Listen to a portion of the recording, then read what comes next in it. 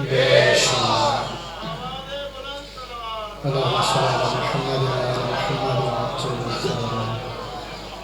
بسم اللہ الرحمن الرحیم۔ الحمدللہ الذی جعلنا من المتمسکین بولایت امیر المؤمنین۔ اللہم ایاک نعبد و ایاک نستعین۔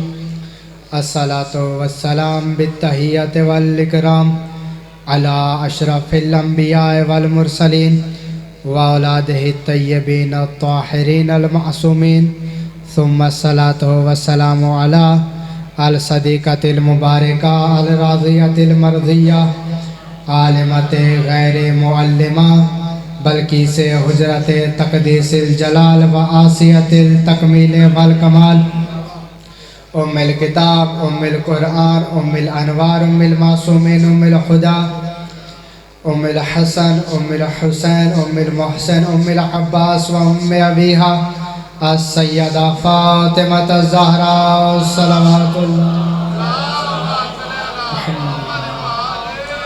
ولعن اللہ تعالی علی اعدائہم اجمعین و منکر فضائلہم و ولایتہم و عصمتہم۔ اما بعد فقد قال حق سبحانہ تعالی فی کتابہ المجید و فرقان الحمید۔ بسم اللہ الرحمن الرحیم۔ انا اعطیناک الکوثر۔ بلند تر سلام۔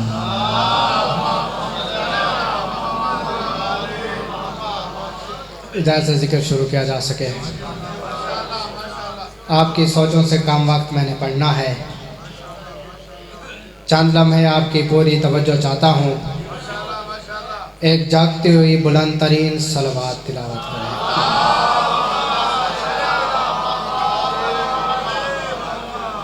بزرگان ملت، برادران ایمانی، کرم ہے حضرات چہاردہ معصومین علیہم السلام کا، اور خصوصی صدقہ ہے شہزادی کونین بنت جناب رسول الثقلین مادر حسنین سیدہ فاطمہ الزہراء سلام اللہ علیہا، بی بی سلام اللہ علیہا کے نالین مبارک سے لپٹی ہوئی گرد کا تصدق ہے کہ کاتب تقدیر نے ہمارے دلوں میں محبت آل محمد عطا کی ہے۔ اگلا جملہ صرف ہے کہ اس کا لاکھ لاکھ شکر ہے کہ اس نے، توجہ چاہتا ہوں، اس کا لاکھ لاکھ شکر ہے کہ اس نے ہماری آنکھوں کے صدف کو عشق کے گوہر عطا کر کے محشر کی بھیڑ میں جب ساری دنیا کنگال کھڑی ہوگی ہمیں مالا مال فرمایا۔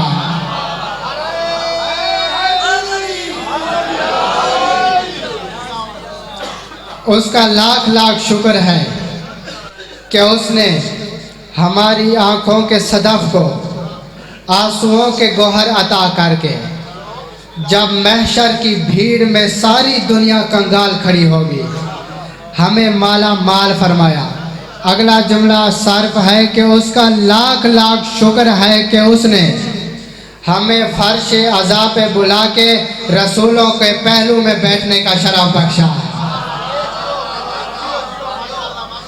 اس کا لاکھ لاکھ شکر ہے کہ اس نے ہمیں فرش عزا پہ بلا کے رسولوں کے پہلو میں بیٹھنے کا شرف بخشا۔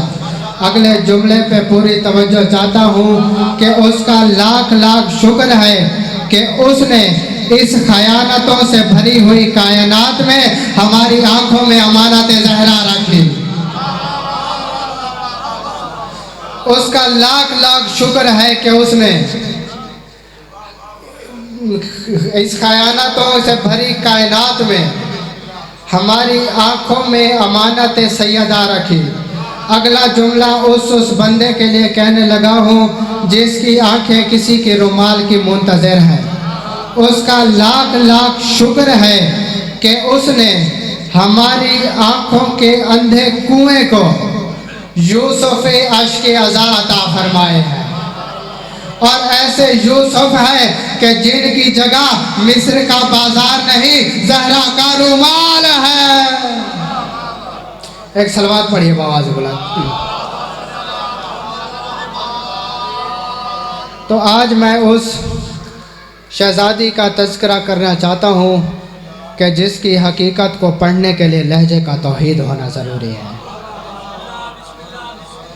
کسی بشر میں طاقت نہیں کہ وہ بتائے کہ سیدہ کسے کہتے ہیں، کیونکہ اس شہزادی کی حقیقت کو پڑھنے کے لیے لہجے کا توحید ہونا ضروری ہے۔ لہجہ توحید ہو، لفظ قرآن ہو، سماعت رسول کی ہو، اور لکھنے والا علی ہو۔ بس آخری دو جملے اور آپ کی مکمل توجہ چاہتا ہوں۔ سیدہ کسے کہتے ہیں؟ جو کعبے سے بھی زیادہ پاک ہو اسے فاطمہ کہتے ہیں۔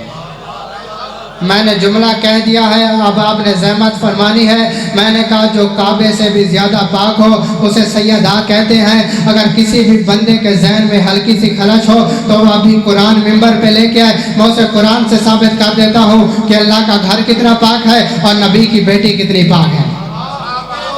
جب میں قرآن کے پاس گیا تو توجہ چاہتا ہوں آپ کی، جب میں قرآن کے پاس گیا تو میں نے قرآن کے آگے ہاتھ جوڑ کے کہا، اے علی کے خاموش ذاکر، اے علی کے خاموش ذاکر، تو مجھے بتا تو نے اللہ کے گھر کو کتنا پاک پایا؟ تو اس پر خدائے لم یزل نے قرآن میں حضرت ابراہیم کو مخاطب کر کے فرمایا، انت طاہر بیتی، ابراہیم تو میرے گھر کو پاک کر، ابراہیم تو میرے گھر کو پاک کر۔ گھر اللہ کا تھا، پاک رکھنا ذمہ داری جناب ابراہیم کی ہو گئی ہے۔ اور جب میں نے قرآن سے پوچھا کہ تو نے محمد کی بیٹی کو کتنا پاک پایا، تو اس وقت خدا نے فرمایا، انما یرید اللہ لیذھب عنکم الرجس اہل البیت ویطہرکم تطہیرا۔ بطول میرا ارادہ ہے کہ تجھے میں پاک رکھوں۔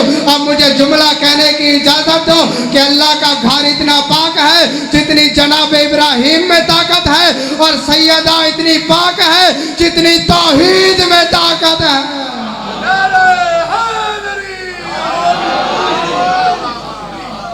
اللہ کا گھر اتنا پاک ہے جتنی جناب ابراہیم میں طاقت ہے، اور سیدہ اتنی پاک ہے جتنی توحید میں طاقت ہے۔